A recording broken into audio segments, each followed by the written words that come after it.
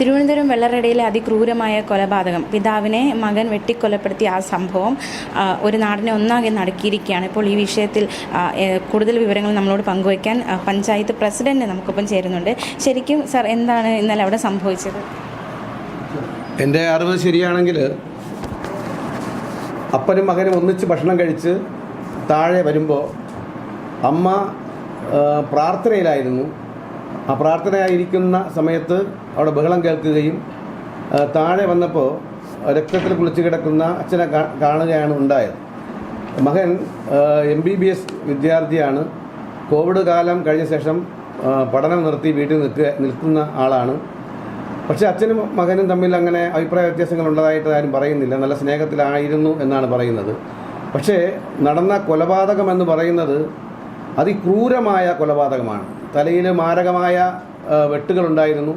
കഴുത്ത് അറുത്ത നിലയിലാണ്, ഏകദേശം പകുതിയോളം അറുത്ത നിലയിലാണ് കാണാൻ കഴിഞ്ഞത്. കൈ വിരലുകളിലെല്ലാം മുറിവുകളുണ്ടായിരുന്നു. ഈ മുറിവുകളെല്ലാം ഒരുപക്ഷെ തടുത്തതാകാം. എങ്കിലും 2 ആയുധങ്ങൾ ഉപയോഗിച്ച്, പിച്ചാത്തിയും വെട്ടുകത്തിയും ഉപയോഗിച്ചാണ് ഈ കൊലപാതകം നടന്നതായിട്ടാണ് മനസ്സിലാക്കാനായിട്ട് കഴിയുന്നത്. തീർച്ചയായിട്ടും നമ്മളെ നാടിനെ നടുക്കി എന്നതിലുപരിയായി ഇന്നത്തെ സമൂഹം എങ്ങോട്ട് പോകുന്നു എന്നുള്ളതാണ്.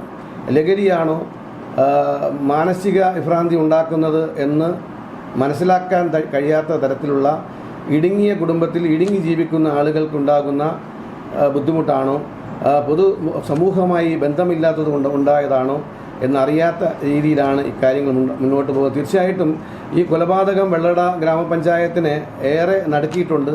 ഏറെ വേദനാജനകമായിട്ടുള്ള ഒരു കൊലപാതകമായിട്ടാണ് ഇതിനെ കാണുന്നത്. അതെ, പോയിരുന്നു. പ്രതി പോലീസ് സ്റ്റേഷനിൽ ഹാജരായിരുന്നു ആ സമയത്ത്. അതെ, ആയുധം ഉണ്ടായിരുന്നു.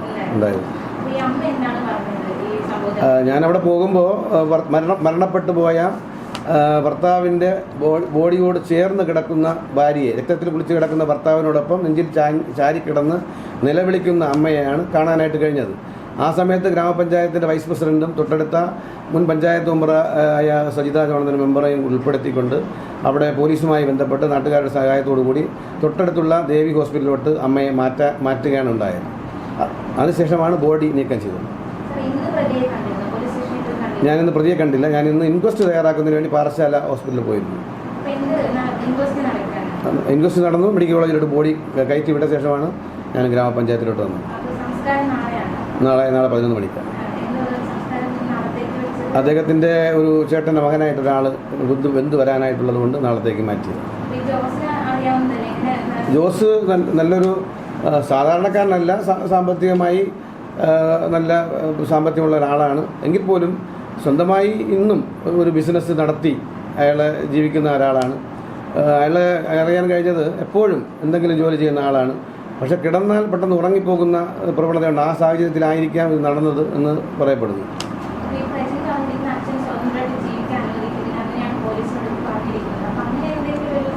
പ്രജിൻ്റെ MBBS അഡ്മിഷൻ സർട്ടിഫിക്കറ്റുമായി ബന്ധപ്പെട്ട് എന്തോ വിഷയമുണ്ട്. അതുമായി ബന്ധപ്പെട്ട് ജോസണ്ണ അതിൽ ഇടപെട്ടിട്ടുള്ളതായിട്ടും വീണ്ടും ഒരു ദിവസം പോകാനായിട്ട് തീരുമാനിച്ചിരുന്നതായിട്ടും അറിയാൻ കഴിഞ്ഞിട്ടുണ്ട്. അല്ലാതെ മറ്റു കാര്യങ്ങൾ അറിയില്ല. അതെ.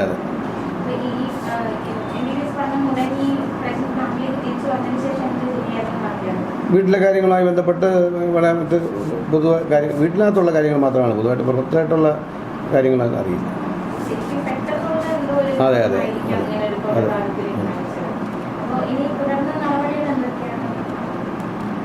നടപടികൾ എന്ന് പറയും, ഇത്തരത്തിലുള്ള കൊലപാതകങ്ങൾ കൂടാതിരിക്കണമെങ്കിൽ നിയമവ്യവസ്ഥയിൽ മാറ്റങ്ങൾ വേണം. കുറ്റവാളികൾക്ക് അർഹമായ ശിക്ഷ ലഭ്യമാകുന്നില്ല എന്നുള്ളത് കൊണ്ട് തന്നെയാണ് കൊലപാതകങ്ങൾ കൂടുന്നതെന്നാണ് എനിക്ക് മനസ്സിലാക്കാനായിട്ട് കഴിയുന്നത്. കാരണം ഒരു കൊലപാതകം നടത്തുന്ന ആൾ ആ ഒരു കാലഘട്ടത്തിൽ പ്രതിയെ അറസ്റ്റ് ചെയ്തോ എന്ന് പോലീസിനോട് വെല്ലുവിളിച്ച ആളുകൾ ചോദിക്കും. പ്രതിയെ അറസ്റ്റ് ചെയ്തതിന് ശേഷം എന്തായി എന്ന് പിന്നെ ചിന്തിക്കുന്നില്ല ആളുകൾ. അത് കഴിഞ്ഞ് കുറേ ദിവസം കഴിയുമ്പോൾ പുള്ളി ജാമ്യത്തിറങ്ങി വരുന്നു. 7 വർഷക്കാലം നമ്മുടെ നാട്ടിലുണ്ടായതിനു ശേഷമാണ് പിന്നെ ഈ കേസ് വിളിക്കുന്നത്, പിന്നെ കേസ് നടക്കുന്നത്, പിന്നെ ശിക്ഷ കിട്ടുന്നത്. അങ്ങനെ ഏകദേശം കൊലപാതകം നടത്തുന്ന ഒരാളിന് 7-8 വർഷക്കാലം നമ്മുടെ സമൂഹത്തിൽ നിൽക്കാനുള്ള അവസ്ഥ ഉണ്ടാകുന്നു, ജാമ്യത്തിറങ്ങി നിൽക്കാനുള്ള അവസ്ഥ ഉണ്ടാകുന്നു എന്നുള്ളത് തന്നെയാണ്. ഒരു പക്ഷേ സമൂഹത്തിൽ വീണ്ടും ഇറങ്ങി നിൽക്കുന്നത് കൊണ്ട് തന്നെ ഇതിന് പ്രേരണ വീണ്ടും അവർക്ക് ഇതിൽ നിന്ന് കേസിൽ നിന്ന് ഊരി വരാൻ കഴിയുന്ന നിയമ വകുപ്പുകളുണ്ട് എന്നുള്ളത് തന്നെയാണ് ഇതിനിങ്ങനെയുള്ള കൊലപാതകങ്ങൾ കൂടാൻ സാധ്യത എന്നാണ് ഞാൻ കരുതുന്നത്.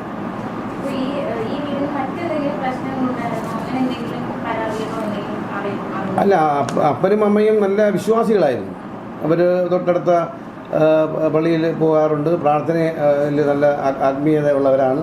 മറിച്ച് ഈ മരിക്കുന്ന സമയത്ത് മുമ്പും ഈ മരണപ്പെട്ട ആളിൻ്റെ ഭാര്യ എന്ന് പറയുന്ന ആൾ സുവിശേഷം ഫോണിലൂടെ കേട്ടുകൊണ്ടിരുന്നു എന്നാണ് എനിക്ക് മനസ്സിലാക്കാനായിട്ട് ഞാൻ അറിഞ്ഞത്. ഒന്നുമില്ല, അവർ തമ്മിൽ യാതൊരു വിഷയം. ഒരു മകൾ കൂടിയുണ്ട്.